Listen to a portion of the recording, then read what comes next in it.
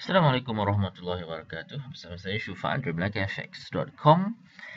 Um, ini adalah sesi mentoring special untuk gold, especially untuk gold.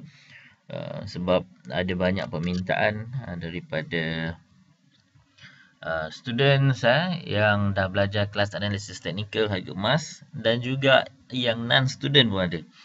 Okay, so saya buat very short revision on apa yang pendapat saya. Ini adalah pendapat peribadi saya. It is not a trading suggestion. Okay, this is purely education saja. Alright, so this is gold daily. Ini adalah gold daily. Now semalam kalau anda perhatikan harga emas jatuh. Pattern wise, bagi yang dah beli buku saya trader dan juga buku candlestick and divergence, ini adalah engulfing pattern. Okay, ini adalah engulfing pattern.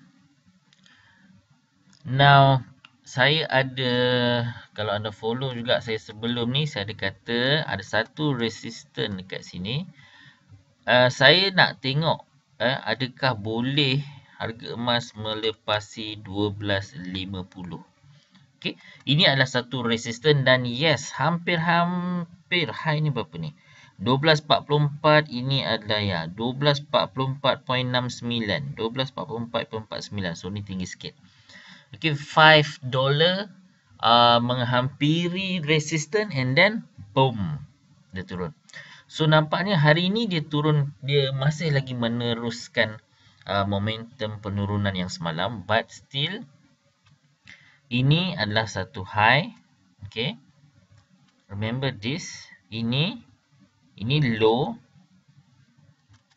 Okay, anda kena selalu practice lah. Kita kena selalu practice drawkan lines di dalam chart.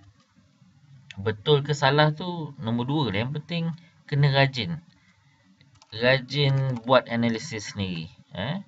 Practice tarik garisan, tandakan low, high, this is high, low. Okay, now technically kalau kita ambil daripada sini, ini masih lagi trend menaik. Masih lagi trend menaik.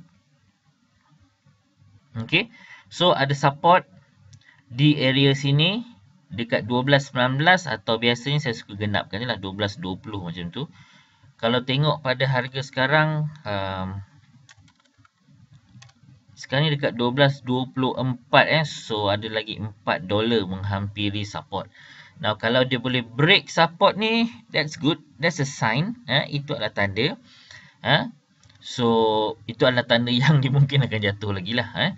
Kalau saya tengok pada MACD, ini ada MACD-H. MACD-H ni adalah MACD histogram dan yes, ada divergence di MACD-H. So ada ke barangkalian yang harga emas boleh turun lagi? Kita tengok boleh tak dia break 12.20, kemudian boleh tak dia break trend line ini, and eventually boleh tak dia mencabar low ini semula 11.80. Ingat low ini adalah satu hammer. Daripada hammer ni boom, dia naik. Siapa yang follow saya kat FB nampak saya updatekan pasal hammer ni. Saya kata siapa nak beli emas 1 kilo boleh contact saya. Nak beli emas 1 gram, contact Syukur. Tengok balik post saya dekat FB tu. Lepas itu dia naik. Dan kita tak boleh kata dia nak turun sampai nak turun sampai mana. Kita kena tengok satu-satu level. Saya tak boleh kata dia akan turun sampai sini. No. Break ni dulu, kemudian kita cerita. Dah break ni dulu, baru dia break ni. Baru dia pergi sini, tengok dia boleh break tak. Jadi kita kena monitor gold price ni. Kalau anda nak jadi investor yang ataupun trader yang sukses, you have to monitor the gold price lah. That's what the professional do. Okay, so on daily chart, on H1, shooting star, boom, jatuh. Ni lebih clear. Mungkin ini adalah satu retracement, so boleh jadi bila dia hit this area dia bounce, dia hit this ni dia bounce.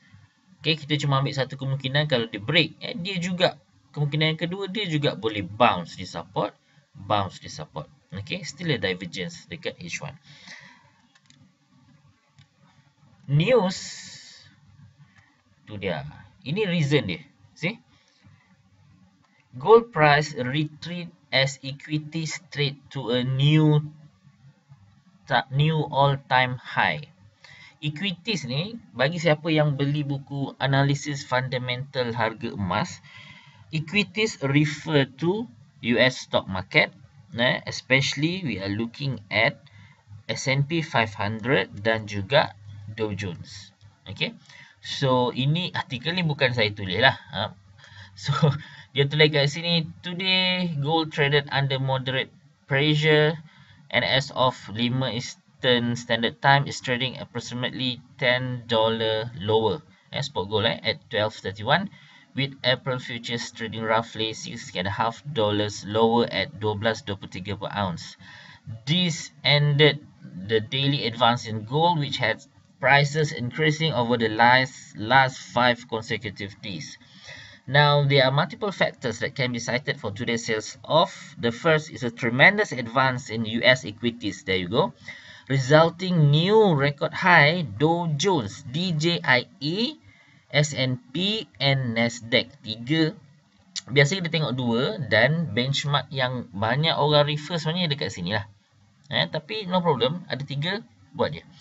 This risk-on environment has been partially attributed to statements made by President Donald Trump. Guys, dia ni dalam buku analisis fundamental harga emas saya dah tulis dah. Trump akan buat surprise. Now, saya rasa bagi sesiapa yang follow, yang rajin pergi seminar syukur, okay, saya rasa syukur boleh at least update tuan-tuan dengan apakah statement atau apakah surprise seterusnya daripada Donald Trump. Okay, sebab setahu saya syukur ni pun rajin baca juga. Mungkin kurang sikit daripada saya lah. But at least kalau ada any surprise, dia akan ingatkan tuan-tuan and you must get ready. Okay, Donald Trump is a big factor in both equities market, dalam market currency, dalam market commodity. It's a big F here. Now, indicating that details on his tax relief plan are forthcoming. Now, dia sebut pasal tax relief. This is very important. He's a businessman. Jarang ada businessman nak bayar tax lebih. So, kalau ada tax cut, meaning that is a very good, very good to the companies in US. So, bila this is good for companies, in return, orang akan beli dia punya share dan dia akan nampak kita main risk on. Risk on ni maksudnya orang bersedia untuk ambil risk yang lebih. And kalau tuan-tuan beli gold, bukan tuan-tuan lah kalau investor yang besar-besar ni beli gold banyak, itu kita panggil risk off. Kalau dia beli stock banyak, itu kita panggil risk on. Because stocks market, equities market, dia akan bagi kita return yang tinggi, high return with the potential high risk. Whereas kalau kita beli gold, ni kita ni maksudnya investor, dia tak bagi kita return in numbers of percentage. Dia tak ada macam tu. Dia tak ada bagi yield, dia tak ada bagi faedah, tak ada. So that's why dipanggil sebagai dia just appreciation of the price saja. Dia dipanggil sebagai risk off. Okay, risk off. Today's lower price is also the result of a strong US dollar and normal selling. This combination can be seen clearly in the Kitco Gold Index. The $9.9 decline is a combination of a stronger USD, accounting for 5.1, okay, decline, and remaining 4.8 itu adalah selling in the market. Alright, so ini gold futures. So next time kita tengok gold, make sure dia dah tulis kat situ, anda perhatikan market S&P, Dow Jones, tu dia Dow Jones lah. Naik lagi S&P. Tu melangit lagi dan dollar index. Okay guys. So itu saja untuk hari ni, very short and sweet. So kalau ada orang tanya boleh tak gold turun lagi, my answer is always yes, ada ruang untuk diturun. Okay, so bagi yang akan datang ke kelas analisis teknikal harga emas disandarkan, boleh register dengan saya, boleh walk in. Besok kita start jam 12 hingga jam 6 petang di The Pavilion Hotel Sandakan. So jumpa anda di sana. Assalamualaikum warahmatullahi wabarakatuh.